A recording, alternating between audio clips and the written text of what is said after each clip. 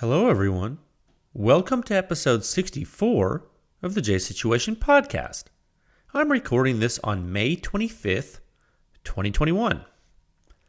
Oh my goodness.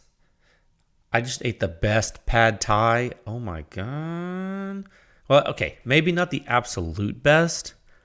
Because, look, I have been to Thailand, and there is a little town called Pattaya. And it has some really amazing pad thai. And I tell you what, that was good. But this stuff I just had, dang, man. It's one of those, dang. Diggity dang. I ate this pad thai. I was like, what? It's just one of those places, man. One of those takeout places where you're just like, man, just like hit that spot. And you're like, I might ditch my other go-to Thai place for this place. You know what? When that happens, it's kind of weird, right? It's like it's not quite as different as changing your barber, but it's still pretty serious, right? Like changing your Thai place is like, whoa, relax.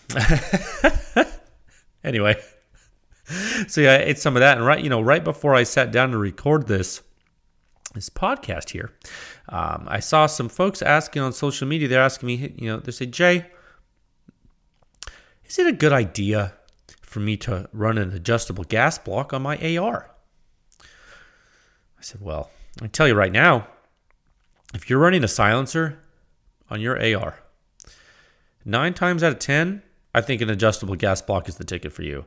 And personally, for my rifles, I'm going to run an adjustable gas block always, like always. I mean, it gives you an easy way to tune the gun for your silencer and ammo, and heck, for different silencers too. And that's something you need to keep in mind. And you may be asking yourself, Jay, different silencers? How many silencers can one person even buy? And where would they even buy them? Well, you could get them from Silencer Shop. The J Situation Podcast is proudly sponsored by Silencer Shop, the most efficient and intelligent way to purchase silencers. As a silencer consumer, I'm telling you, Silencer Shop is not only my dealer of choice, but it is my global silencer infrastructure of choice. Global. Let's just say national. Let's not get ahead of ourselves. It is my infrastructure of choice.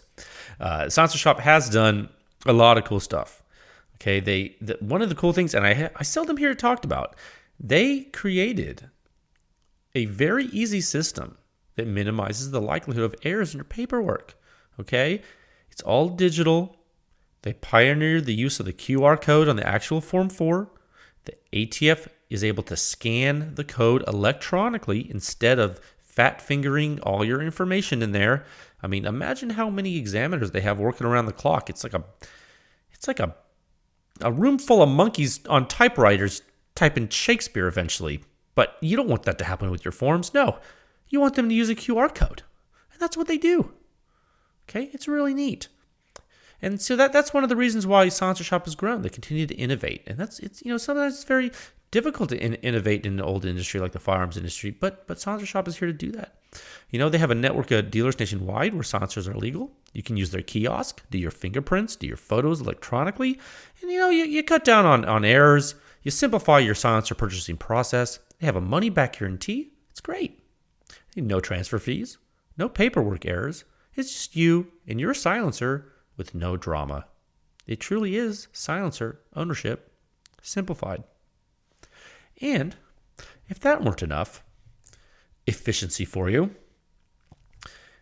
what if you want to know how a silencer performs? Well, this podcast is also sponsored by PEW Science, pushing the silencer industry forward one test at a time. You can visit pewscience.com for the suppression rating.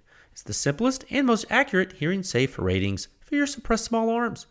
And these ratings are based on true human sound perception. Okay? It is in Section 5 of the Silencer Sound Standard. The standard walks you through gunshot noise, and it's sort of like Wikipedia, but it's way cooler because it's about gun physics. I mean, frankly, who doesn't love a big batch of gun physics? It's kind of cool. And, there are actually 7 parts to the standard. They're all on pewscience.com for you to read. And if you haven't seen the silencer sound standard, it's okay. Don't be overwhelmed. You can skip directly to the suppression rating in Section 5. It'll let you know how silencers stack up in comparison to one another with regard to sound at the muzzle and at the shooter's ear, and you get a hearing-safe dose limit for the particular platforms on which the silencers are tested. Directly tied to human perception. If the rating is higher, it sounds better. If the rating is lower, it will probably sound louder to you. That's all there is to it, and you will not find this information anywhere else. This is a PEW Science effort, okay? And the 6th section of the standard, if you want to peruse that on the website, that's where all your reviews are going to be. Your in-depth nitty-gritty, you can go check them out on the website there, pewscience.com. And you know what? If you see those and you're like, whoa, this is crazy. What are all these graphs? What does it all mean? Say, okay, relax, first of all. At the top of each review, there's a number in big bold letters. That's the suppression rating. It's going to help you. And if you go to Section 7, there's a table, the ranking section. And you can sort the table to your heart's content. And you can find when things are quiet or loud, and suppression rating, small or big numbers there in the table. You sort it by muzzle, you sort it by ear, you sort it by the overall suppression rating. You can play around to your heart's content, and who knows, maybe soon there'll be some more parameters to sort. Things are being added to PEW Science every day. Stay tuned. So yeah, the like I said, the ranking section in Section 7 contains that table, that database tool. You can sort the data there. And then, if you see something you like, there's little hyperlinks in the table there that they can take you back to the reviews, so you don't have to dig through everything if you don't want to. Okay, so I will say, if you are a manufacturer of silencers or weapon systems and you would like to use PEW Science for private testing and consulting services, or maybe to verify independently some of the data you have generated yourself in your own R&D processes or things like that, well, there's a form on the website with which you can submit that inquiry to us, to PEW Science, and your contact information and all test data will be held in strict confidence, of course, unless, of course, you tell me, Jay, can you please write an article and showcase the data you collected on your website? And I will say, well, yes, I can.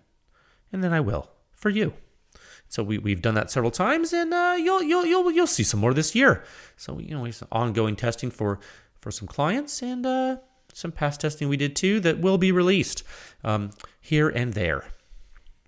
You can check out the some of the contracted tests on pewscience.com right now. There are some there, and you can support this podcast, PEW Science, and our testing by joining with a membership at pewscience.com. And you can rate the podcast on iTunes. You can tell your friends. You can tell your wife, tell your kids, tell your dog, tell your neighbors, tell your barber. Be like, hey, have you heard the good word about PEW Science? But if you do, the thrust here is that we normalize silencer use. It's very important. It's very important to normalize the use of silencers, not only in your shooting, but in common vernacular. The more you normalize the term, the more it'll be less insurmountable for people to comprehend, and therefore less scary. And then we'll win the hearts and minds, and we eventually will. We will have a silencer in every gun. All the bad gassy silencer hosts will cease to exist. One can dream. All right. I got 4 topics for you today. Topic 1, Sound Signature Review 643, the dead air Nomad-30 on Supersonic 308. This is the Nomad-30 first gen. We'll talk about that. Topic 2, what to expect from gross designs going forward, and what not to expect. What can we expect from silencers? I mean, frankly, what kind of advancements are we going to see? We'll talk about that. Topic 3, listener questions. Again, I love it. I'm going to answer some more for you. I love it. I just love it. So I'm going to do that. Topic 4, welcome to new manufacturer members of PEW Science. Shout out to KG Made, KGM. They are KGM Technologies, I guess they're called now. They joined PEW Science. So I want to thank them. And a huge thanks to consumers and dealers nationwide for supporting this effort. Okay. And I have this little notepad here, or piece of paper that I'm using to I'll take little notes and scroll down stuff. And, I'm not one to waste things. So I have this piece of paper. I've used it for quite some time. And I'm looking for little bits of room on this piece of paper on which to write my timestamps. Because I'm like, you should see it. It's like, okay, topic 1 at a time of 10 minutes, 36 seconds. That's not the longest I've ever done, not the shortest either. Okay, topic 1. Oh man, I tell you what. Oh my goodness. Sound signature review 643, the Dead Air Nomad-30 first gen on Supersonic 308. Man, I'm going to pull up this review right now. Oh my God. Okay. You were so patient. You really were. You were so dang patient waiting for this dang Nomad data. It took forever. Everyone was asking, Jay, when you gonna do it? Where's the Nomad? I don't understand. And there were conspiracy theories. I heard the craziest stuff. I heard everything from, didn't you hear that Jay's in a lawsuit with Dead Air? I was like, what are you talking about? It was crazy. No, I heard worse than that. I heard all kinds of stuff about why this, why that. No, it's fine. There were some delays. There were various things that were going on in the industry. Sometimes those things happen, but suffice to say, we got it done. We were able to persevere through administrative hurdles, red tape hurdles, political hurdles, and things like that. And I was able to get my hands on several silencers, test them, and even discuss the results with actually the entire Dead Air team, or at least the team that matters in Dead Air. So it was pretty cool, and they're super nice folks, and it was great. And was the wait worth it though? Did it live up to your expectations? Did I surprise you by releasing the Gen 1 data? Did you even know there was a Gen 1? Was that disappointing to you that it was Gen 1? Were you glad? Are you glad now that you know? Are you curious about the performance of the updated models? So many questions. I am asking you questions now because, first of all, how does that feel? How does that feel to get asked questions? It's your turn. Sometimes I want to know. I want to know how you guys feel data was received and how it was received by you, and if it's meeting your expectations. It's important. It's important to both meet and manage expectations, I think. We'll hit expectations in the next topic, but I don't want to get ahead of myself. But yeah, the Nomad-30 sound signature review 643. You guys realize there's almost 50 insane articles on the website now, right? That's ridiculous, and we're getting really, really good at understanding how silencers work now. Okay, we're getting really good at it. Really good, because that's a lot of data, and it's public, and the analysis is public, and you think manufacturers are using this data? Well, I can tell you, I have been in extremely close communication with Dead Air about this data. Okay, specifically, Mr. Todd McGee, shout out, powerful Todd McGee. Shout out to Todd. He and I have actually known each other for quite a long time. And I tell you what, he designs what they make. He designs the Dead Air silencers, and he is an optimizer. He does optimize things. And it's interesting, every time I find something weird, or I have an explanation I think is right, but a little radical about his silencers, I reach out to him and say, hey, so this is what I think, this is what I see, this is what I found. And Todd's like, he confirms it. He's like, yeah, well, this and that. And he gives me like something I'm like, oh my God, really? Cool.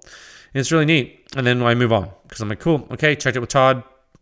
He confirmed his silencer behavior does this, and what I'm showing in my test does this too. So copacetic, right? So it's great. Having a direct line to the designer of a product when you evaluate it is actually fairly rare in some industries. In some industries it's common, but in a lot of industries it's not. And so it is. I consider myself very lucky to be able to interface with a lot of these folks and give that information to you guys in context. I think that's important.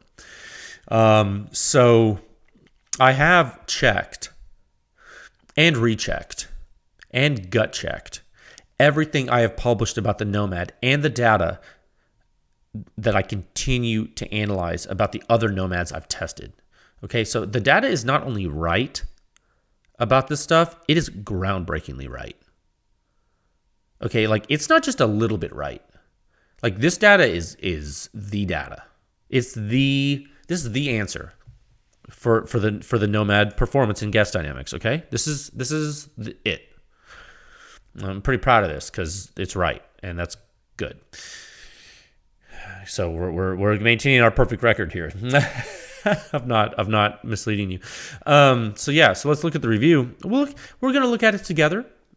Take my hand as I lead you through the forest of data, truth, and wondrous silence. Okay, so and before I even talk about this silencer, I keep like teasing you. This is I do want to say this, and I'm going to be sincere. This silencer is not a trash panda. Okay, and you'll learn why today, listening to this, or if you read the article, you've read that and why. But I just want to say it up front. I just want to make sure you understand. It is not a trash panda. It is totally different in almost every way. The only thing that is similar between the Nomad and the trash panda is the overall size and their silencers. Like they're both 30 caliber silencers and they're around the same size. Like that is the only thing that's the same about these silencers. That's it, dude. But Jay, I heard this copied that, and I heard this other thing copied this, and I don't care. I don't care what you heard. I'm telling you what is real and what's not real. So buckle up, okay? Okay. So this silencer is steel. It's tubeless. It has 7 baffles. It has a modular rear end. Okay. The first gen of the silencers that were first made, what are the differences between the first gen and later generations? Well, the first gen has lower profile tool features on the rear of the silencer. So that's one telltale sign. The baffle notches inside aren't aligned. So that's another sign. There are different blast chamber dimensions. That's another sign. It was probably manufactured by BPI instead of KGM. That's another sign. There are little things here and there that add up. And suffice to say, and this is something I would really want you to hear when I say it, I had to release Gen 1 data. I had no choice. Okay? It had to be done. It had to be. It would be a disservice to consumers and to the industry if I hadn't. Okay, so there you go. And I don't think I need to explain why. Okay, I can't go and only release an updated silencer when there's so many of these out there. I just can't do that. It's not right. Okay? So here we are. All right?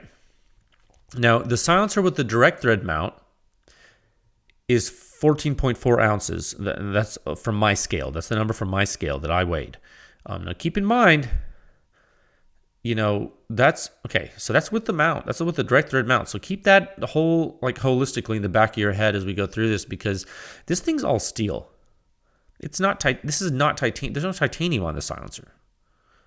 And it only weighs 14.4 ounces. So, and this is the Gen 1, right? So are you intrigued? Because you should be. Because keep in mind, the Nomad TI exists. the titanium version of this silencer. And with that one, you lose over 4 ounces of weight when you change the material to titanium. And so that is a different silencer. We're not going to talk about that one today because you're going to see data on that from PEW Science. I promise you. I have the data. I've already analyzed it all. It's going to be similar to the Gen 2 Nomad data. Okay. So, excuse me, that pad thai though. You're going to, 1 second. I'm just going to get some water. Oh, that's better. Yeah. It's always a great idea to eat dinner before you record a podcast, right, Jay? Okay, good job. You're going to need to know that the Gen 2 Nomad and the Nomad TI are similar. So I actually consider them to be different silencers.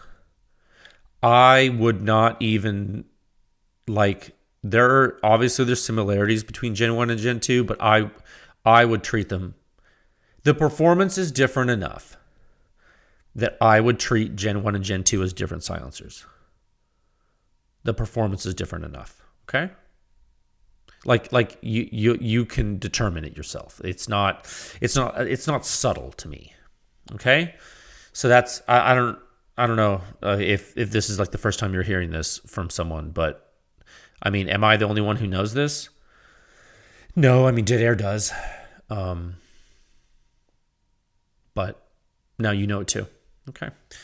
So stay tuned. Stay tuned for the Nomad TI data and stay tuned for the updated Nomad-30 data, which is basically going to be the same. I'll probably just release that. I'll just call that the same as the TI. And in fact, what I'll do is I'll post a picture with this podcast of a TI on a gun or something. I'll just put it on a minifix.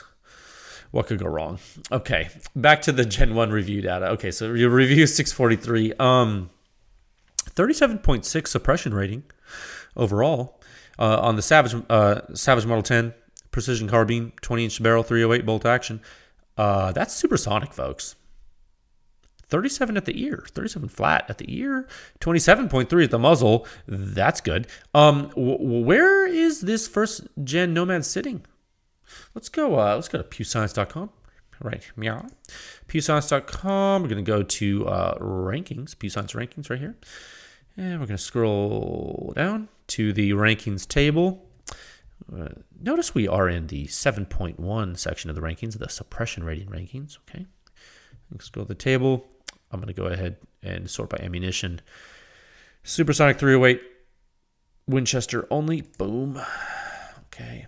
Then now that I have only the 308 reviews, I'm going to scroll into the table. I'm going to sort overall composite rating descending. Okay. So my Nomad-30 is sitting third with a 37.6 overall. It's right. So it's a little bit louder than an Omega. In total, it's a little bit. It's a little bit louder than an Omega. Why is that? On this gun, why is that? It's the ear number, and actually, when you look at this, which is really interesting, just the way this works out, at the muzzle, the Nomad is quieter. Okay, the Nomad is quieter at the muzzle. So, and I mean that's a Gen 1. I mean this is the Gen 1 Nomad, so it's not like, oh man, I just wish I almost released it all at once. The Nomad is just really competitive.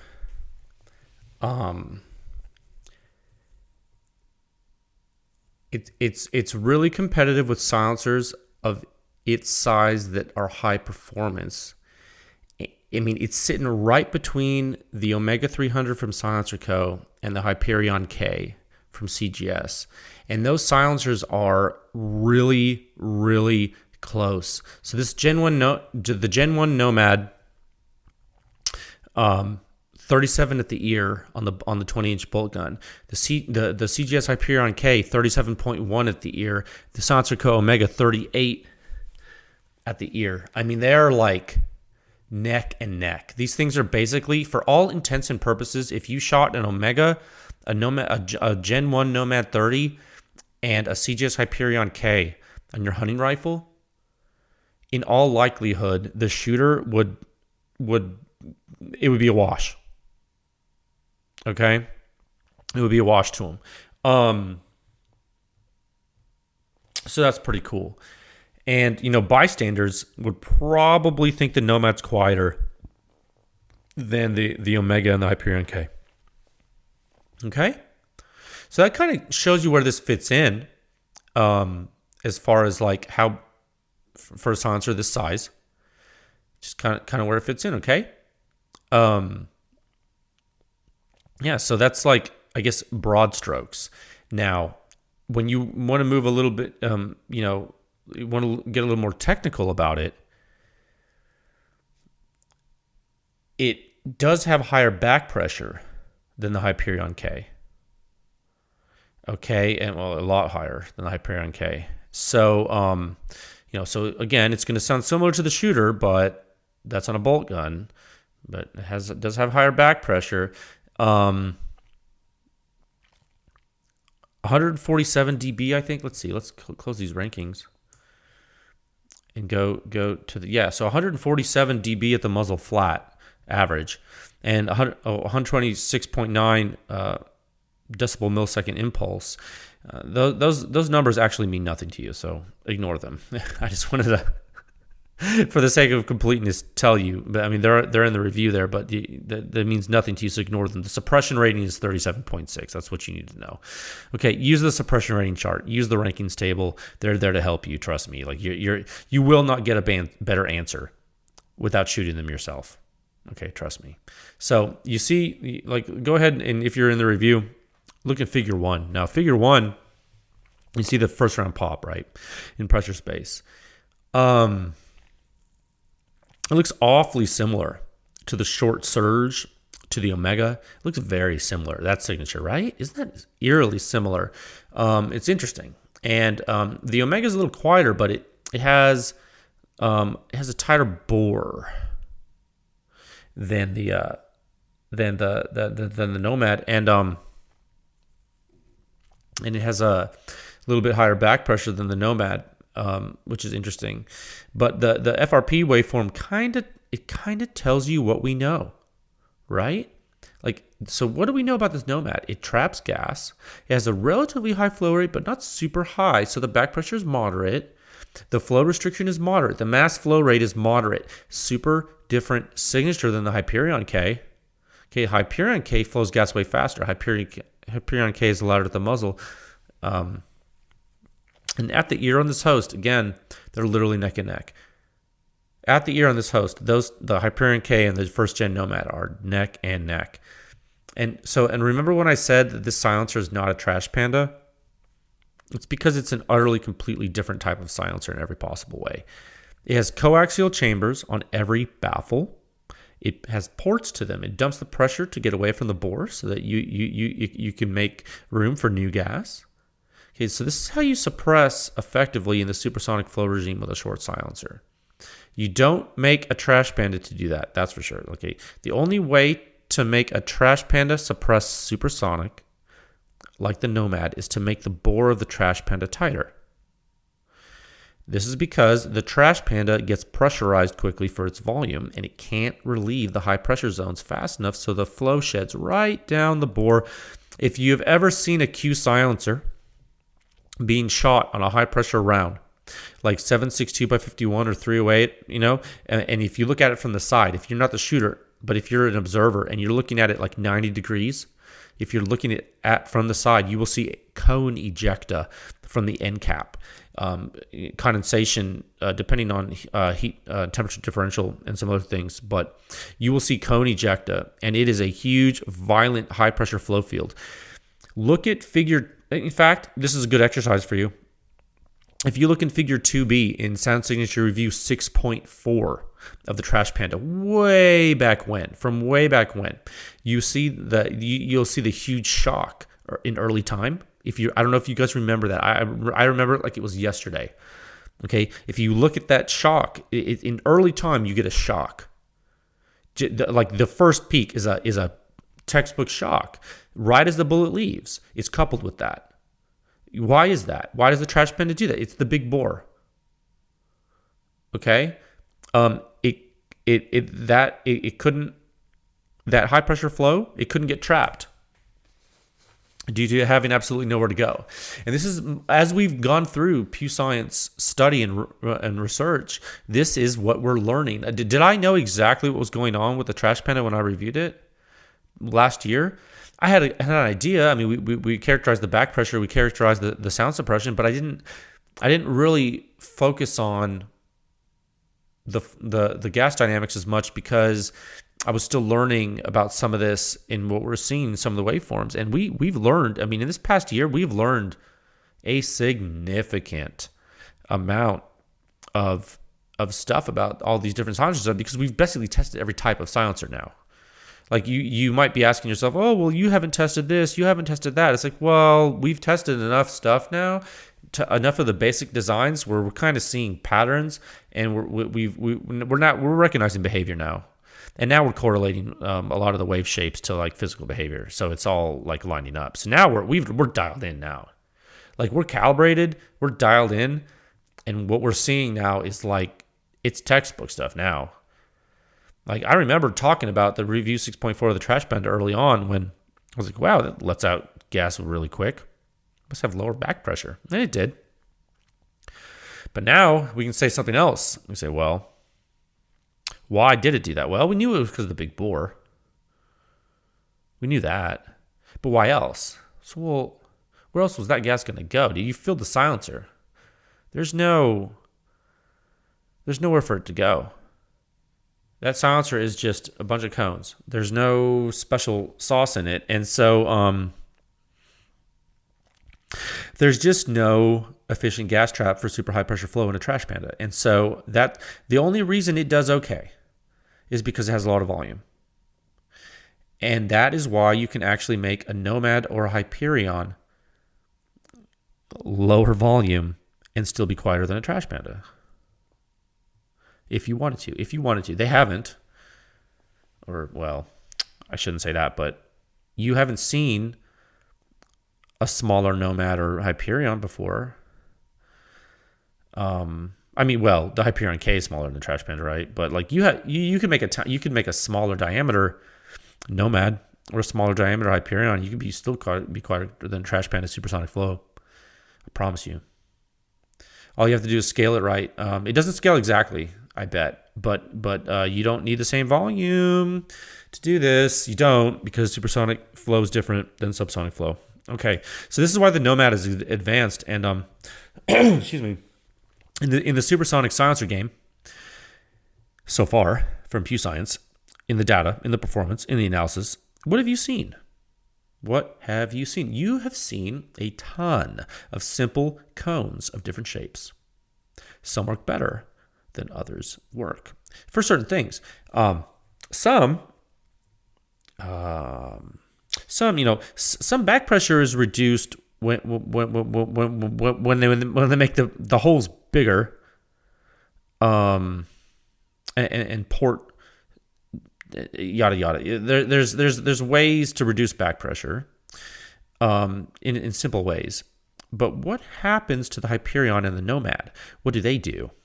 Those are coaxial, like the true Omega baffle and the Trident, the SW Trident that I tested, right? So that's a gas stagnation relief. So yeah, so that's what you're seeing here in the Nomad. Now, you're seeing a baby Hyperion-esque design, really. So is the Nomad a copy of the trash panda? Actually, if you really wanted to be technically correct, if you really wanted to throw shade, like if you wanted to like cause like a political issue, you would call the Nomad a copy of the Hyperion. That's what you would actually say, because the trash panda is not in this conversation. So the technology in the Nomad series and the Hyperion series is different, but it's similar. And so there are advantages and disadvantages actually to both that I can see. And so you'll have to stay tuned to see how different iterations compare. Okay? Because it's going to get crazy. It's going to blow your mind, frankly. And it's funny. I see all these like Instagram people say like, it's like they think they know, like, I would recommend this. I'm like, dude, I don't know, man. You gotta wait for the data. Like if you don't have experience with these silencers, I don't know. I get nervous. I see these people.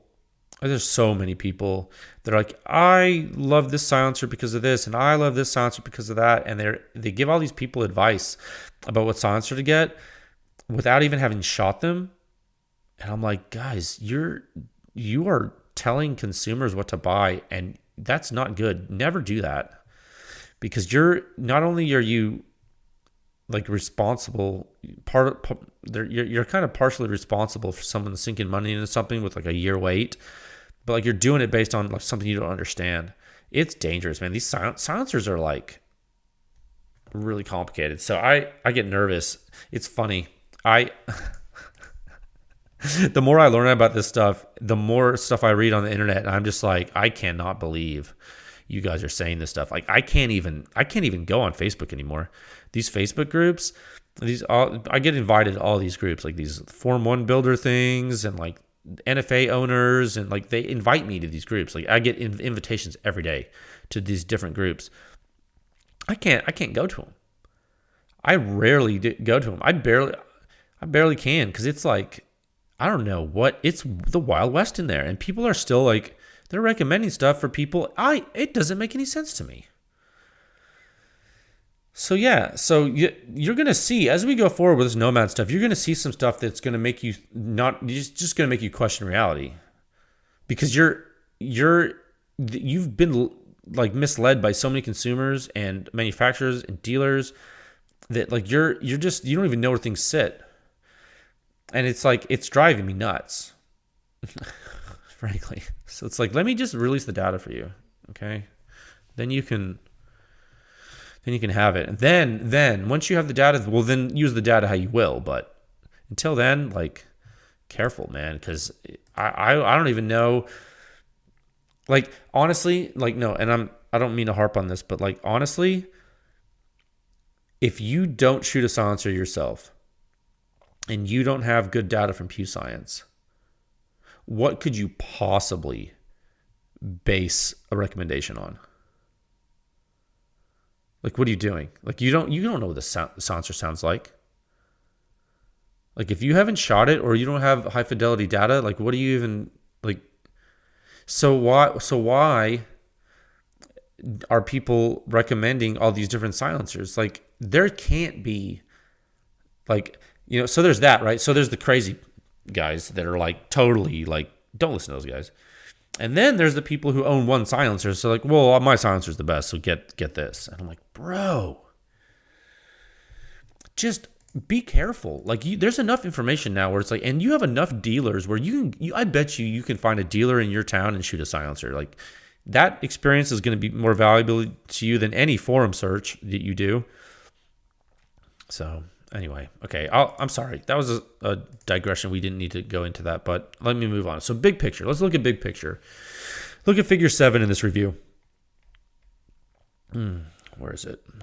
I have the member review open, so it's longer. Okay, figure 7. So I want you to look at figure 7 because it's there for a reason.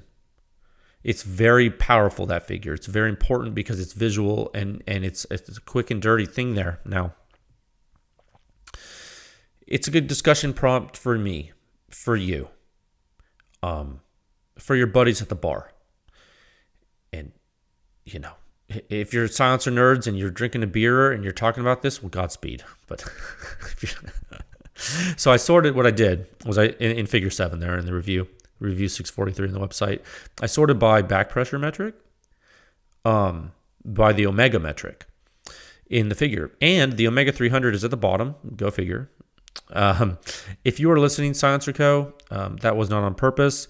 I didn't mean to put like your silencer at the bottom there as if it's like the worst silencer or something. No, it's just that it has the highest back pressure in that group, and so that's why I put it there. It's just in order. That's all. And so, by the way, Silencer Co., if you're out there, let me know. I hope you're not upset with me because I named that Omega. Okay, so the Nomad-30 first gen, and keep in mind that is an important part of this. The first gen Nomad has back pressure that is less than the Omega 300, and we know that's right. We know that's correct. That's been confirmed. That has been confirmed. So that's great. That matches the data, matches the metric. All right, I had to pause the recording there, and now I just lost my place. I had a technical difficulty with something. So okay, I'm back. That was probably going to sound confusing. So the Nomad-30, it has back pressure that is less than the Omega 300. We know that's correct. We know that's correct. I confirmed that with dead air. In the chart, what are you going to see with regard to suppression rating? Well, right away, you can pick out similar silencers. Sound signature wise, graphically, right? So remember that it was the Nomad-30, is the Surefire actually is in here, the Hyperion K and the OSS too. Like, so if you look at that figure, all in all, like you can kind of just, if you 10,000 foot view, you can see the at-ear ratings in blue. You can kind of see 34, 37, 37, 36, like. You can kind of see the ones that stand out, right? Omega, Nomad, Surefire, Hyperion K, OSS is kind of, it's the OSS and Radiant is kind of holding up the rear there with the harvester, at the ear on these guns. Then you get into louder stuff, the Radiant and the Sam NS sound a lot alike on a bolt gun. So it's, the OSS is kind of a boomy sound too. It's kind of different, but yeah, it's wild, right? When you look at all like that, when you look at all the data, what you see is classes of sound performance on a bolt gun at the ear. You're seeing different classes and where silencers with strikingly different technologies kind of end up. Okay? Would you have ever guessed that it would look like this for Supersonic 308 with any of the reviews that you have seen anywhere else on the entire internet? I don't think so. I mean, I don't know how you could possibly get this information anywhere else, because where have you ever been able to see, well, yeah, but how does it sound to the shooter on a bolt gun? I mean, you've never seen that before. I mean, a lot of times you're like, well, they all sound the same. It's like, well, that's not true. I mean, there's huge disparities in some of these. Like blatant, like the surge in the short configuration, that's a pretty similar size silencer to some of these other ones, and it sounds completely different. And I have tested that silencer a lot. And I'm so confident in this information. Like, I don't know what else to tell you about that. Like, it's insane. It flies in the face of all the marketing you see about silencers. Okay? It's wild. And seriously, and I mean this when I say it, PEW Science is showing you data that no one else is capable of showing this to you. Okay, and it's that important. Like, that's why I really want you to look, when you look at this data, know that this isn't like, I'm not like pulling this out of my butt. Okay, like this is straight up like rigorous. It's rigorous data. Okay, so there you have it. When you look at how the Nomad stacks up, there it is. This is the first gen Nomad before any improvements were made to it. This is fitting exactly where Dead Air wanted it to fit. They created a silencer that beat the Omega in back pressure, but could still match it in suppression fairly well. And it pretty much does. I mean, that's what they did. Okay. That's what they did. And this is the supersonic suppression performance. Okay. So you haven't even seen subsonic yet. So this is like, and this is the first gen. So I'm just here to tell you that like the design intent of this silencer was met. Okay. Because I've talked to the designer a lot for years. And now that I've finally tested his silencer, I can say that what he has told me about his design intent matches with the data that I see and that I gathered. Okay, so that's important. That's an important discovery for you, for him, for me, for the industry. Okay, sorry about that technical difficulty earlier. It's going to sound weird because I think I was talking about me matching the indicating that it has lower back pressure than the Omega, and then I had to pause it, and then I came back and I was like, did I already tell you that or not? Sorry. And I should say that actually does remind me. There's some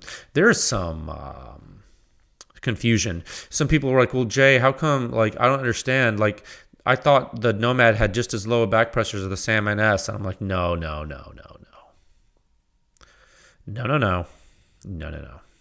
It does not. It does not. Now, I will say, though, one thing that's important. I will say, wait until you see the updated Nomad data, because the new Nomad is lower back pressure than the old one. And it's quieter. Okay, so we'll just wait, and I'll show you that, and then you'll be like, "What?" And I'll be like, "Yeah, I know. It's still not gonna, but it's not gonna hit the Salmon S. It's not. It's not gonna hit the low back pressure of the Salmon S. It's gonna be quieter. It's gonna be even more quieter than this one, but it's not gonna go down to the back pressure of the Salmon S. Don't get twisted. It can't, dude. The Salmon S has a larger bore aperture, and it doesn't have any coaxial elements. It's not trapping as much gas. Okay, so the Salmon S it has lower back pressure. It just does. Okay. That's the Omega metric. You can see that. That's there. Okay. So yeah, the Nomad, it's small, it's light, it's durable, it's quiet, it's modular. That's first gen. The Nomad-TI. The new ones. I might even just release that next, just so I can stop talking about it, so you can have the complete picture. But I have so much to tell you too, because it's not only super, but it's sub. So it's like, oh my god, I don't know. Maybe I will release it soon. I want to. Will I? I don't know. I haven't decided. It's going to get interesting. How interesting? Let's move into the next topic at a time. Of 47 minutes and 1 second. What to expect from Gross Designs going forward?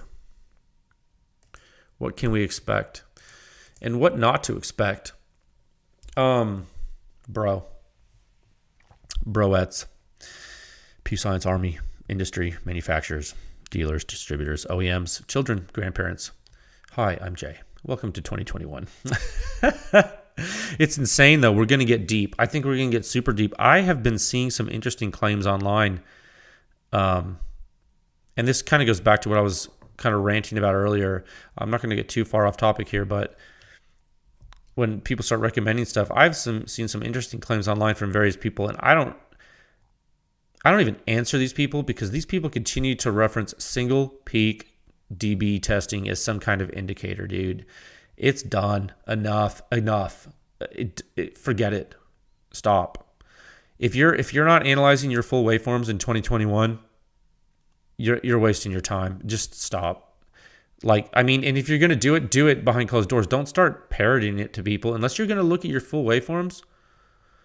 Don't. Because here's the thing. We know how to make quiet stuff now. We know this. You see the data now. Now you know what's quiet and what's not, right? Okay. And you've shot the silencers, and now you have data to support it, right? Okay, so you're done. You know now. You know what they sound like. So you see what's quiet, what's not. You want it to get better? Well, it's time to start using real analysis, okay? So it's time to start paying attention to PEW Science now. It's your choice. You don't have to, but, I mean, if you want to advance, You're going to have to. And if you don't, then don't. But then when the game of musical chairs stops due to demand drop, well, then the lack of innovation in the holdouts is, that you're just going to stay standing when the music stops and you don't have a chair to sit in. That's fine. But what are we going to see? So what are we going to see designs going forward? Well, what's really going to differentiate itself in supersonic flow suppression? Well, I mean, right now, frankly, if you aren't using coaxial elements in a supersonic silencer, are you even ready to play? I mean, are you going to be relevant in 5 years? I mean, what are we learning here, guys? How long did it take us to learn it? I mean, well, it was learned a long time ago, but nobody talked about it. No one talked about this. Well, that's not true. I mean, why would you take a curved cone mill cut baffle with a coaxial chamber and remove the coaxial part? Well, to get around a patent. Well, but why would you remove the part that lets you relieve high pressure flow stagnation? Unless you didn't know what it did. Unless you didn't actually know how the silencer worked. And that, my friends, is terrifying. Because what if there was a gigantic group of people in an industry that partially copied something but never copied the part that actually worked and then tried to make something as effective when they thought they got something similar, right? So they were like, okay, well, we're going to copy it. It's good enough. It works. We think this is fine. And then they stopped. And they said, okay, good enough. We're done. But they never went far enough to do it right. They're like, well, we can't copy it. We're just going to, is it possible that Todd McGee and Josh Parker are the only two guys from the major manufacturers who decided to do something like that? Is that possible? Is it possible, at the end of the day, is it possible that high pressure or supersonic rifle silencer suppression is only being carried at the highest levels by two dudes that used to be with me on Silencer Talk? Talking smack about silencers. Is that 2021? Where we have two guys that used to be on a silencer forum talking smack about silencers, being the dudes that are doing this right now? Really? Is that decades of advancement for you? Are you kidding me right now?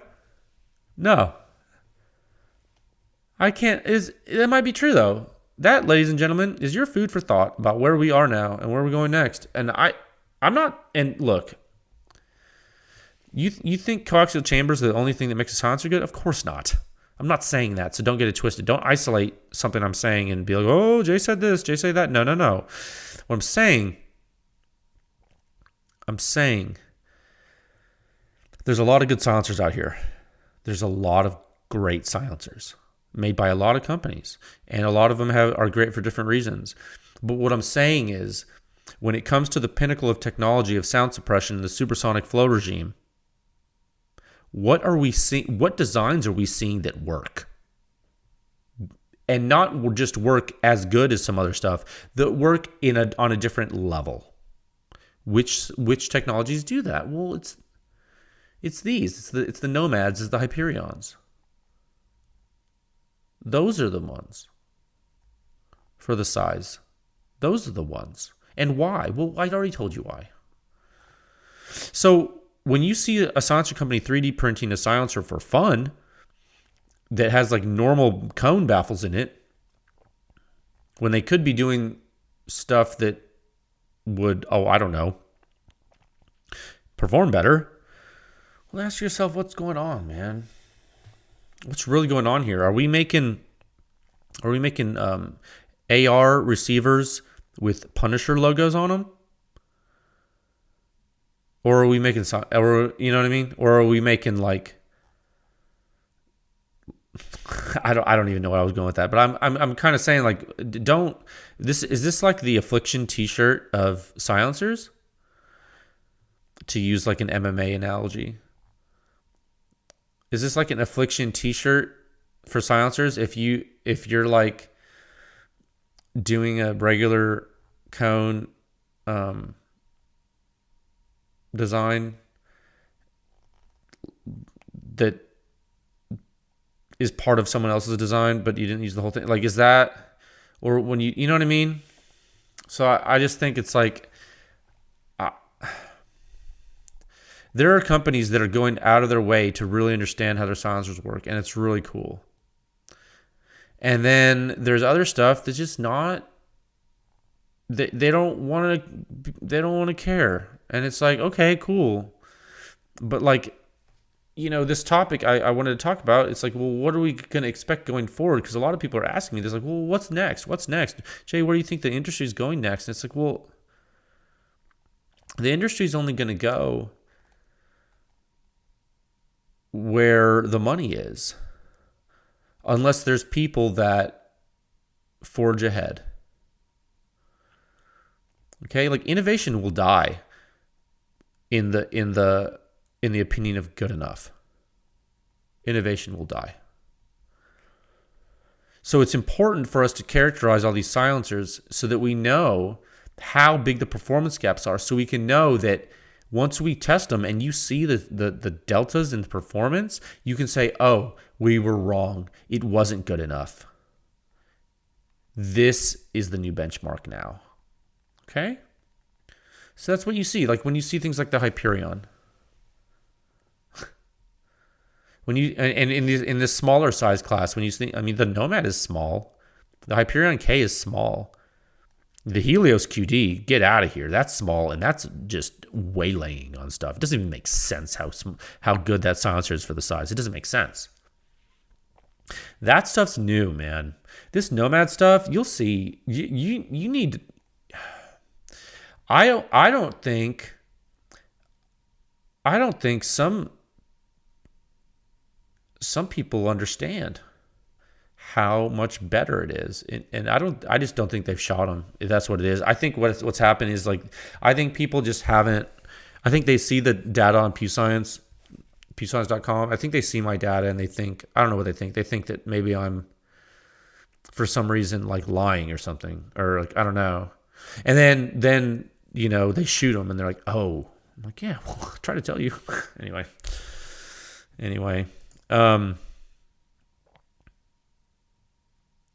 So now, yeah, your search for new stuff probably got narrow recently. What are you going to do? Like, what should you not expect going forward? You should probably expect people to either copy or not advance. Like, unless someone figures out a better way to get rid of gas stack and reduce back pressure, like, it's probably something CGS is doing right now. CGS is probably doing it the best right now. With like the balance in the way they can do it, the technology they have to take advantage of. Like with crazy durable 3D printed titanium, man. Unless someone figures out how to do that better, I don't know, man. We could move into an era where nothing new happens from like one, maybe except for like from like one, two, maybe 2 or 3 companies, and then everyone else goes away. I can see that happening. Demand for silencers is high now, but I'm telling you, history repeats itself. What's going to happen when musical chairs gets brutal? What's going to happen, man? What's going to happen when that music stops? I don't know. I'm scared, frankly. I'm trying to get as much data out as I can before that happens. For you. That's what I'm trying to do. Because I feel like something bad's going to happen. So I'm trying to like get all this data out so the industry has it before it's too late. Okay. That's doom and gloom. Prophecy. Topic 3. At a time of 58 minutes and 40 seconds. Listener questions. Oh, man. I'm going to answer some more for you. I love doing this. Let's do some more of these. We're not going to do a ton, but I do want to do some. I really like these, and I feel like this podcast has been somewhat negative just now. So let's get to something positive. Even though I think the Nomad is cool, and I think it's just showing. I don't know. I'm sorry to get back on that topic, but I'm a little concerned that some manufacturers out here are just, I just really hope they're paying attention. And I hope there's some dealers paying attention, because I cannot emphasize to you how important it is to understand what I'm publishing for the gross market. Like there are so many people who are like, it doesn't matter. The sound is not important. I'm like, dude, it's not true. It's not true for you. Your consumers don't think that. Trust me, your consumers don't think that.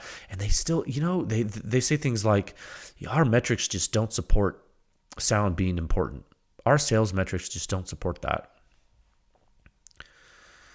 I'm like, are you sure? Are you sure you're looking at the right KPI, buddy?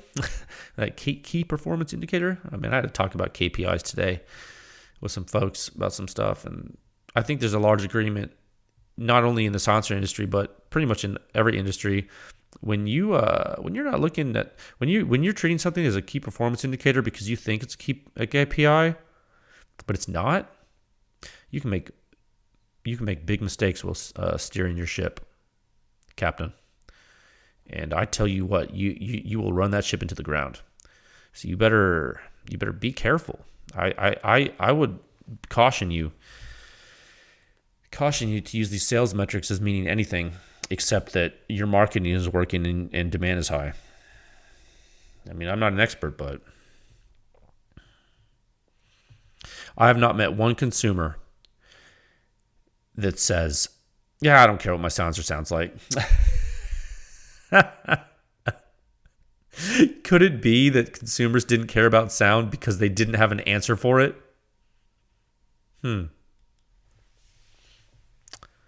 Riddle me that. All right, let's go to our spreadsheet. Let's move into our handy dandy spreadsheet and let's get positive. Let's get positive on this podcast. So I don't.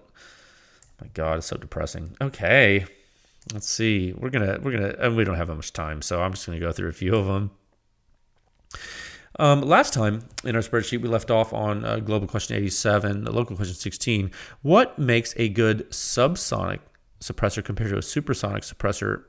That was an excellent question, and I did explain that it really is about trapping the gas and what problems you run into trapping gas with different flow rates and what can happen pressurizing the entire volume of a silencer with supersonic flow and in subsonic flow having some more forgiving pressure conditions so that those are more efficient. So if you want to hear more about that, you can go back to the previous episode and listen to that question. So thank you, sir or ma'am, for asking that. Let's go ahead in this episode. We're going to go ahead and go to question 88, local question 17 in the second question solicitation.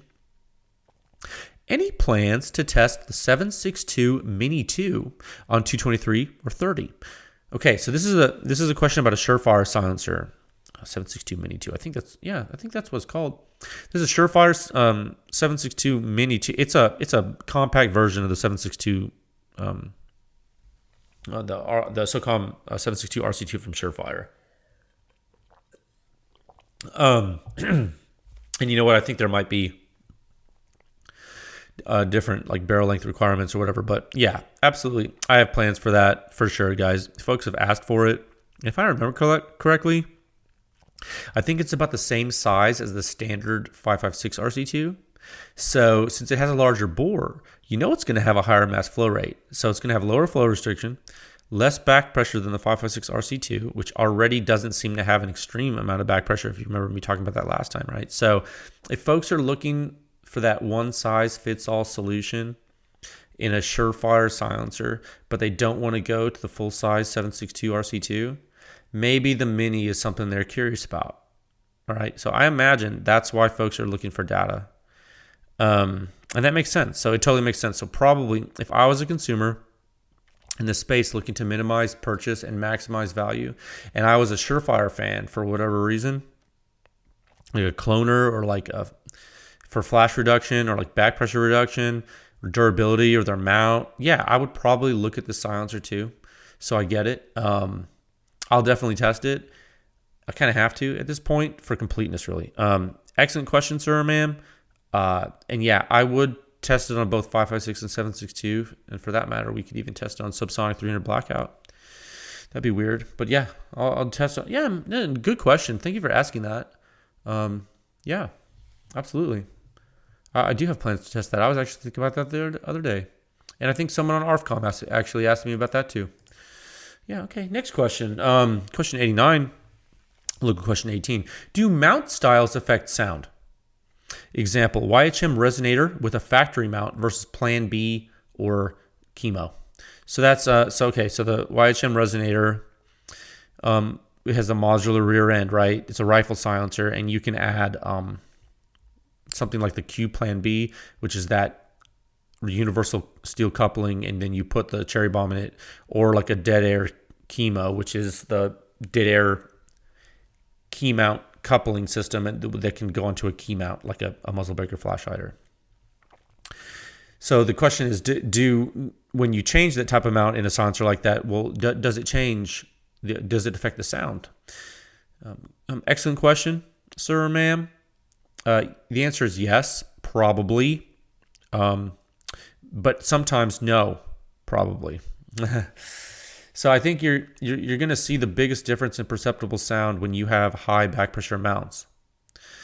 I'm going to say something that's weird, but like the Surefire Break, the Q Cherry Bomb, and I really don't know, but I do postulate that you're not going to see as big of a difference going from a dead air or rugged or silencer code break to flash hider, simply because of the way their mounts work and the way their silencers work. So I feel like there's a class of mounts that matters, a class of mounts that doesn't matter, and then you have those universal mount silencers that can take any mount, and that's where you got to be careful, I think. Okay, and I actually discussed this with some folks on ARFCOM the other day. I've been going to ARFCOM more because people have been posting my data and they want to discuss stuff with me. Like, I don't go out of my way to post on ARFCOM, like, independently, because I don't want there to be problems. Because if I start posting there, only, like, I'm telling you, someone's going to accuse me of, like, you're trying to sell something, something stupid like that. So, like, I basically just wait, and people always post there. And then they tag me and they're like, "Hey Jay," and I'm like, "Okay, I can respond to you." That way, like, isn't that sad that, like, I can't even go and engage in discussion there without feeling like they're gonna, like, go insane. I don't know. ARFCOM is a very dangerous place. Always has been. It's fine. But I did speak about this very topic with someone there. Someone asked, a nice gentleman. He posted it in the silencer sub forum of the Armory there. They posted regarding my data, and they wanted to share the Nomad-30 data with everybody, and they did. They started talking about it, and it started leading to some questions from the public, and they said, I'm going to answer them. And, I love educating people. That is one thing you got to understand. I do like answering your questions. It's super fun. If I ever don't know the answer to something off the top of my head, I will tell you I don't know. And at the very least, I'll try to give you an answer to help you. Okay, I'm not going to leave you hanging. I almost never ignore people. So anyway, this dude was talking about mounts influencing back pressure, and I told him, yeah, they can. And what have we learned about mass flow rate? If it increases, you reduce back pressure and often reduce sound suppression, unless the silencer works with other mechanisms more efficiently, like OSS, for example. Okay, so remember the tipping point? It happens in low omegas for certain designs, and a guy on Reddit figured this out using my data.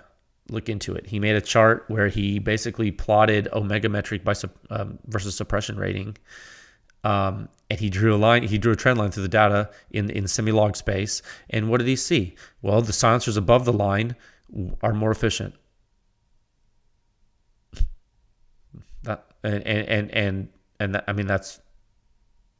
It's not perfect.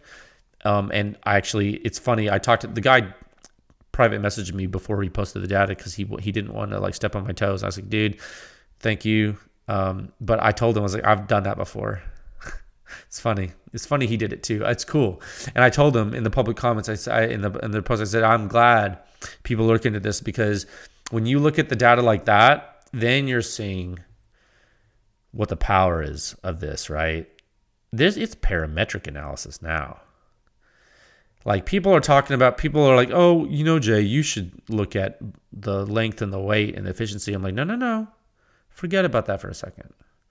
I mean, anyone can do that. That you're just using that's one parametric comparison. What if you looked at the multidimensional comparisons? When you look at back pressure and sound suppression, what are you really looking at? Mass flow rate and sound suppression, and how it correlates, and how some silencers beat the game. That's meaningful, dude. anyone can look at, well, this is quieter, this is short and quiet. Okay. Is that a metric of efficiency? It is. But, I mean, some of this stuff, man, and I'm not telling you what metric of efficiency needs to be most important to you, okay? So don't get it twisted. You can do whatever you want, but what I'm saying is the data is there for you to really understand what's going on. And part of the reason I haven't organized it in a certain way is because I do want people to dig a little bit here. I want you to, this is public. This is a public research cooperative. I need you guys to understand what you're looking at. Don't wait on me to explain. You look at it and see and if you think you know what's going on, tech@pewscience.com. Okay, we'll talk about it. This back pressure question, man, and this sound suppression question with mounts, there's people, like the guy in ARFCOM was like, dude, I'm not super up to speed on this, but I feel like changing the way the gas enters the silencer is going to affect flow rate. And I was like, look at the big brain on ARFCOM guy. Yes, you are correct. It does change it. When does it not? Well, when it doesn't affect the flow rate. What mounts affect flow rate? Well, not all of them do. Does the cherry bomb? Well, anecdotal information seems to say it does. Does the Surefire break compared with the flash hider? Well, anecdotal information seems to say it does. So,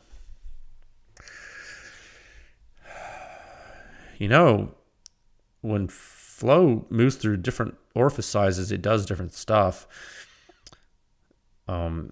It can be very complicated, and depending on what's inside the blast chamber, it can be very complicated. So keep that in mind, okay?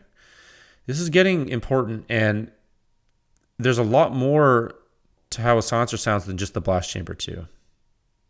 But the flow restriction can be affected, and it can help the sound, it can hurt the sound. Sound is complicated, and the reason why we have to test is because this is complicated. If it was easy to model, we would just model it all. It can be modeled. Of course it can. Anything can be modeled. It's just computationally expensive. So we test instead. Okay? So, I hope that answers your question. I know that's a long answer, a little bit disjointed, but I hope that helps. Okay. How are we doing on time? Oh, we're doing okay. Okay, question 90. Local question 19. Dumb question, but you can only have one suppressor. What do you get and why? Okay, first of all, sir or ma'am, there are no dumb questions ever. There are only hesitant people that don't ask questions because they don't want to look dumb. But hey, joke's on them because you aren't dumb. You're curious and you're wanting to learn. I would never, ever make someone feel ashamed or inadequate or less than someone else because they asked a question, dude. Like, that's not how I am. It's not how I roll. It's the people who don't ask and then also pretend to know things and then tell people wrong stuff that bother me. That bothers me. I see it a lot. So I respect people who can say, I don't know. That's a very, very important trait to have. So to your question, only one silencer and why? Well, it would be a 22 silencer. I would go Rugged Oculus, I think. I would go Rugged Oculus. 2 configs. It has 2 configurations. It's ultra durable. Some of the best customer service and quality in the game. Little to no first round pop on certain hosts. Really consistent performance. Looks great. Good silencer. Everyone needs at least one 22 silencer.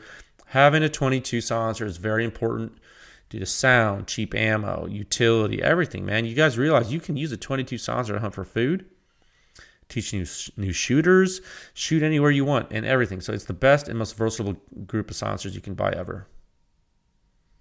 So 22, bar none. Okay, I'll test some more so you can see. You've already seen the Rugged Oculus is super quiet. You'll see some more. Okay, let's do another question. Question 91, local question 20 in the second solicitation. Do you expect 45 ACP to be substantially louder than 9mm subsonic through equivalent silencers? Okay. Good question, sir or ma'am. It depends. I think it depends where you measure. And it depends on the silencer. You're asking me if I expect it. if I expect 45 ACP to be substantially louder. I've already tested some 45 stuff. Here's the thing, homie. I need you to put on your thinking cap for a second. Well, I want all of you. Let's put on your thinking caps and let's talk about this. Okay, so what have we learned so far in the sound signature reviews? Well, we have learned that in subsonic flow, the primary mechanism for a quiet silencer is trapping gas, and silencers that are more efficient at doing that are going to do it well because they don't fill up as fast with supersonic flow, right? And there are less complex geometries required to do it well in subsonic regimes. So, I mean, that's not to say that, excuse me, that's not to say that it's easy to make a quiet subsonic silencer, but it's easier than a supersonic silencer. It is. And so what is a 45 silencer for a pistol? What is it? Well, it's a subsonic silencer. So what are the limitations to the design? Okay, well, you can easily see or think about two limitations immediately. Right, so the diameter, so the volume, and the hole size. Right, so the diameter is limited to what people are willing to put on a handgun. Right, okay, so that's important. So forget about the little pistol red dots and all that crap, MRDSs, right? The mini red dot sights. Forget about that, because think about a regular handgun without a red dot, because of which most exist. Of which most handguns don't have red dots, like full stop. Right, okay, so. Most pistols don't have little optics on them. So that right there means people don't want a 1.5 inch, 2 inch diameter pistol silencer. It's too big. They can't shoot the silencer right. They're like, what is this? It's a coffee can? Got a Coke can in my gun? So immediately your volume's limited because you can't make it big. So does volume help with subsonic flow suppression? Well, for simple designs, absolutely it does. Okay, so this is the handicap one. You're handicapping yourself on volume due to diameter. So, well, what's factor two? Well, bore size. So how the heck are you going to trap a lot of gas when the hole in your baffles is really big? And you have to make it a little oversized still to the pistol cycling and the thread tolerances. So really, you got big holes in 45 pistol silencers, dude. So you're gonna have to have a. Okay, you have a big hole. So what does that mean? Back to basics. Well, that means you're gonna have, all other things equal, a high mass flow rate, unless you have a lot of baffles. And if you do, it's gonna be long. So factor one, the diameter, controls volume. Factor two, the hole. Okay, both those factors 1 and 2, both make you need to make the silencers long. Right? You lost volume because of smaller diameter. How are you going to make the volume up? Well, you got to make it longer. Your hole's big. You need more baffles. How are you going to get those? You got to make it longer. Both things make it longer. Well, how long is the AAC Tyrant 45? How long is the Rugged Obsidian 45? In its full configuration. Both of the silencers are long, dude. You know why they're long? I just told you why. Because of physics. Because they had to make them long to work. So your question, how does it do? Well, it's all about pressure and actual sound signature. So stay tuned. So all other things equal, you can't make a 45 Hostess quiet. All other things equal. But things aren't equal, as you just listened to me speak about. So I just talked about silencer lengths. So they're not equal. You asked about equivalent cans. Well, there are no equivalent cans. There's no such thing. 9mm silencers and 45 silencers are inherently different due to what I just said. So it was a good question, sir or ma'am, but it was loaded. And you didn't mean to give me a loaded question, but you did.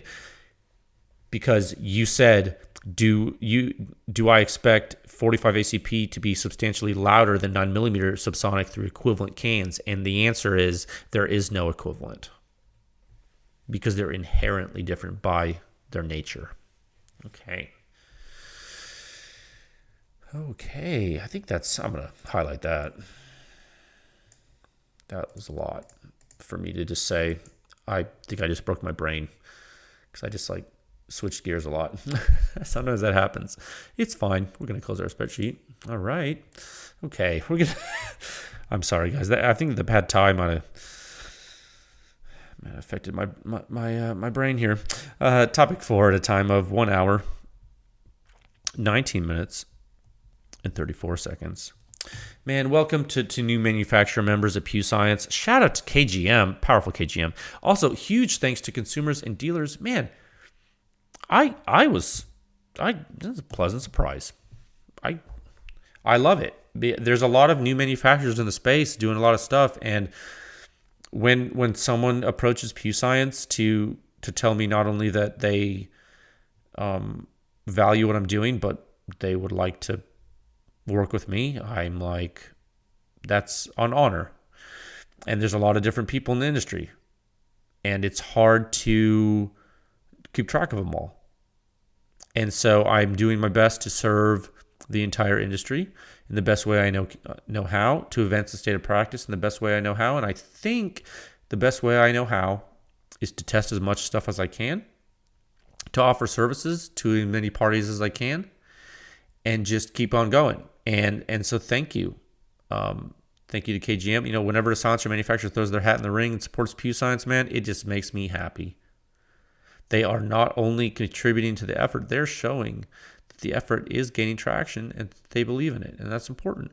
And it is important. And this is important. And I don't want to dwell on it, but it is important that silencer companies recognize this, because the data is available on the website. It's free. There is absolutely nothing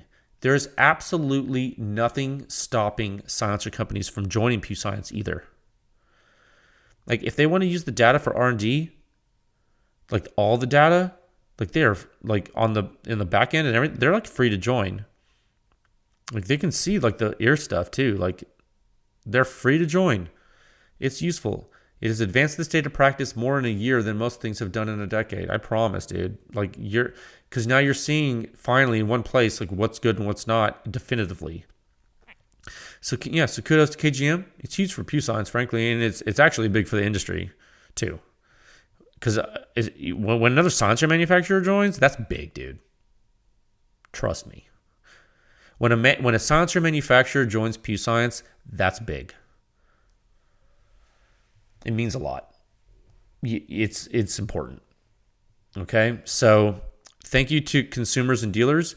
You consumers are making this happen in a big way, and our dealers, man. Boy, howdy, is it amazing to see what you guys do so well. Selling silencers, man, helping customers with using our data. That's crazy. You're using PEW Science data to help your customers understand how the silencers might perform for them. Dude, you're falling back to objective data. The consumers see it. It builds trust. It builds helpful recommendations, and it's great, man. So thank you. I'm getting every day now. A guy sent me today. He made, and he showed me how to do it, and I need to do it. I'm slacking. He made a QR code. There's a QR code generator. He freaking made a QR code to go to the reviews on pewscience.com, and he printed it out by the suppression rating printout he had put on his display case. And now people can just use the QR code to go to the website, to the sound signature review page, and they can look at everything in his shop.